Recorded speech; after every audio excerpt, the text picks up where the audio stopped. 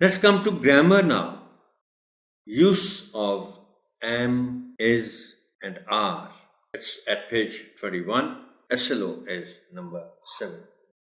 Tell the students that these are helping verbs, also called auxiliary verbs used with main verbs to show tenses, etc., and to form questions and negatives.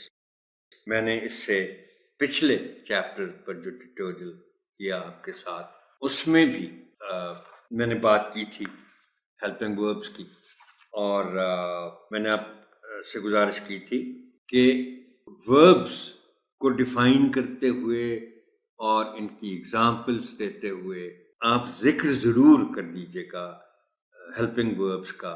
Auxiliary आप फिलहाल न बताएं, ना जिक्र करें इस लफ्ज़ का बच्चों के साथ, इसलिए कि मुश्किल लफ्ज़ है। जब उसके लिए एक आसान लफ्ज़ मौजूद है, बाद में कुछ स्टेज आ सकती है बड़ी क्लासेस में कि आप ऑक्सिलरी भी इस्तेमाल कर लें, लेकिन आप ये ज़रूर बताइएगा कि एक तो होता है मेन वर्ब, जैसे सेंटेंस है आई एम रनिंग या he is writing, they are good boys. अब ये दो मुख्तलिफ सेंटेंस हैं, बल्कि आप ये बताएं कि ही राइट्स अगर हम कहते हैं तो राइट वर्ब है और ये मेन वर्ब है, लेकिन मेन वर्ब का सवाल तभी आएगा जब उसके साथ हम कोई हेल्पिंग वर्ब भी इस्तेमाल कर रहे होंगे। अब ही राइट्स में तो सिर्फ राइट है, लेकिन अगर हम इसको बना दें कि ही इज राइटिंग, तो फिर आप बताएं कि राइटिंग मेन वर्ब है, राइट मेन वर्ब है, और इज जो है वो हेल्पिंग वर्ब है।